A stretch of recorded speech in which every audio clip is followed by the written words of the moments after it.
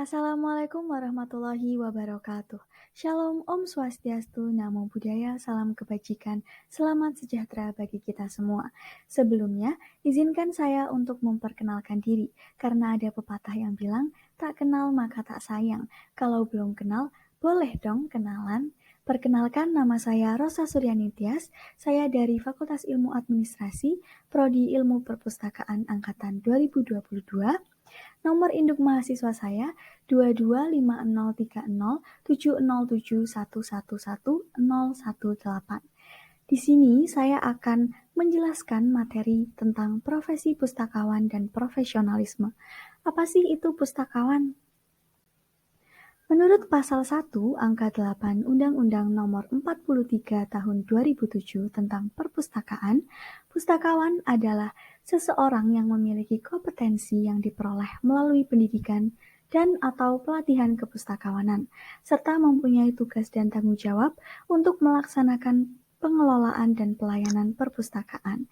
Jadi, pustakawan mempunyai peran yang sangat penting dalam mewujudkan semua kegiatan yang terdapat di perpustakaan. Nah, kepustakawanan itu sendiri mencakup 3 unsur. Yang pertama itu ada pustaka, yang kedua aktivitas, dan yang ketiga itu perpustakaan. Pustaka itu bisa dikatakan sama seperti barang yang disediakan oleh pustakawan untuk digunakan oleh pengguna perpustakaan. Dan aktivitas adalah jasa atau pelayanan pengelolaan yang diberikan oleh pustakawan. Sedangkan perpustakaan adalah institusi yang mengelola atau mengurus pustaka itu sendiri. Selanjutnya, apa sih peran pustakawan? Pustakawan itu pasti memiliki peran sama seperti profesi-profesi yang lainnya. Peran pustakawan yaitu mencari, menghimpun, mengelola, menyajikan, dan menyebarluaskan informasi yang terdapat di perpustakaan agar sesuai dengan kebutuhan informasi yang diinginkan oleh penggunanya. Selanjutnya, kriteria pustakawan. Pustakawan itu pasti memiliki ciri-ciri yang bisa dikatakan itu pustakawan gitu. Yang pertama, memiliki pola pendidikan tingkat akademik. Pustakawan pastinya sudah menempuh pendidikan baik itu tingkat sarjana terapan maupun sarjana. Yang kedua, berorientasi pada jasa. Yang ketiga, tingkat kemandirian. Yang keempat, memiliki kode etik. Yang kelima, memiliki batang tubuh ilmu pengetahuan atau body of knowledge. Yang keenam, memiliki organisasi keahlian. Selanjutnya, keterampilan pustakawan. Pustakawan itu pastinya harus memiliki keterampilan-keterampilan yang dapat menunjang mereka sebagai pustakawan. Yang pertama itu ada adaptability. Pustakawan hendaknya dapat berubah menyesuaikan keadaan sekitar dan juga lebih adaptif dalam memanfaatkan teknologi informasi. Yang kedua, soft skill. Pustakawan harus terampil dalam memanfaatkan teknologi dan juga berkomunikasi baik lisan ataupun tulisan sehingga dapat menyampaikan informasi tersebut dengan baik dan benar kepada penggunanya. Yang ketiga, berpikiran positif. Pustakawan harus bisa berpikiran positif agar bisa menyelesaikan masalah atau pekerjaan yang besar dalam mengelola perpustakaan. Yang keempat, personal add value. Di era digital seperti sekarang ini, pustakawan harus memiliki nilai tambah untuk menunjang pengelolaan perpustakaan agar dapat memuaskan para penggunanya. Yang kelima, berwawasan entrepreneurship. Yang keenam, teamwork. Dapat bekerja bersama untuk mengelola informasi. Selanjutnya ada kode etik pustakawan.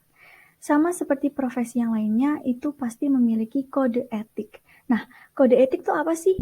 Kode etik adalah sistem norma, nilai dan aturan profesional tertulis yang secara tegas menyatakan apa yang baik dan tidak baik atau benar dan tidak baik bagi profesional. Tujuan dari kode etik tersebut itu adalah agar pustakawan profesional memberikan jasa sebaik-baiknya kepada pemustaka, dan dengan adanya kode etik ini akan melindungi perbuatan yang tidak profesional. Jadi, jika pustakawan itu melakukan pelanggaran-pelanggaran, pasti akan dikenakan sanksi sesuai dengan kode etik yang sudah tertulis. Selanjutnya, Profesi pustakawan di Indonesia secara resmi diakui berdasarkan Surat Keterangan Menpan Nomor 18 Tahun 1988 dan diperbaharui dengan Surat Keterangan Menpan Nomor 33 Menpan tahun 1990 yang kemudian diperkuat dengan keputusan-keputusan lain yang berkaitan dengan kewajiban dan hak sebagai profesi dan fungsional pustakawan. Jadi, kalau misalnya orang-orang kayak, emang pustakawan itu profesi ya? Iya, jadi pustakawan itu profesi karena sudah diakui secara resmi di Indonesia. Selanjutnya, profesionalisme. Profesionalisme adalah tingkah laku, perilaku, dan sikap seseorang dalam lingkungan kerja atau bisnis. Profesionalisme perpustakaan menurut Purwono tahun 2013, profesionalisme pustakawan mengandung arti melaksanakan kegiatan perpustakaan yang didasarkan pada keahlian, rasa tanggung jawab, dan pengabdian mutu hasil kerja yang tidak dapat dihasilkan oleh tenaga yang bukan pustakawan, serta selalu mengembangkan kemampuan dan keahliannya untuk memberikan hasil kerja yang lebih bermutu dan sumbangan yang lebih besar kepada masyarakat pengguna perpustakaan.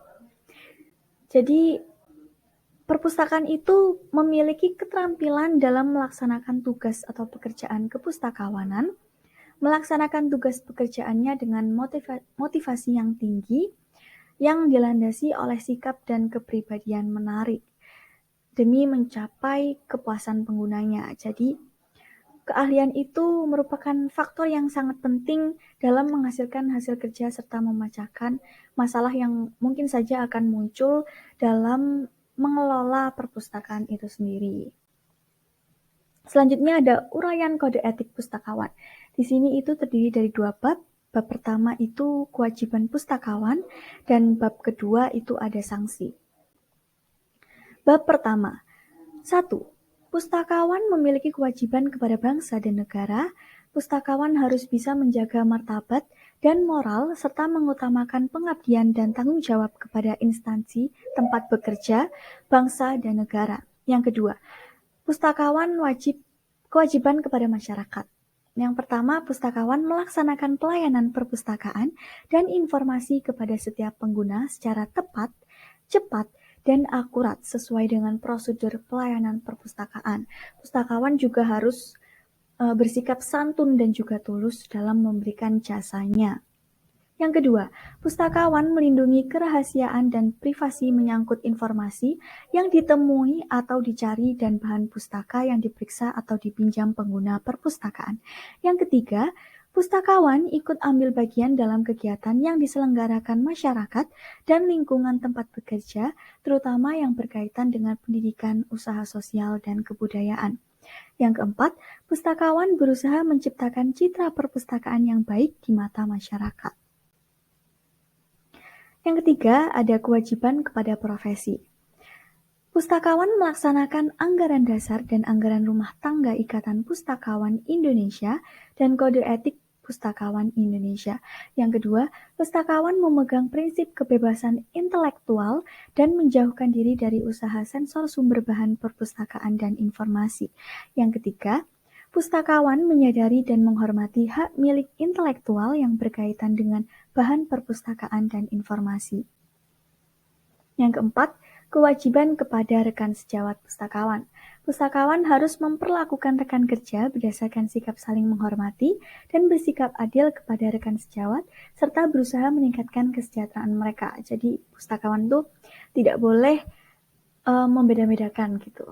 Yang kelima, kewajiban kepada pribadi. Pustakawan menghindarkan diri dari menyalahgunakan fasilitas perpustakaan untuk kepentingan pribadi, rekan sekerja, dan pengguna tertentu. Pustakawan dapat memisahkan antara kepentingan pribadi dan kegiatan profesional kepustakawanan. Yang ketiga, pustakawan berusaha meningkatkan dan memperluas pengetahuan, kemampuan diri, dan profesionalisme. Jadi pustakawan itu harus mengupgrade skill yang mereka punya sehingga dapat menunjang dalam pengelolaan perpustakaan. Yang kedua ada sanksi.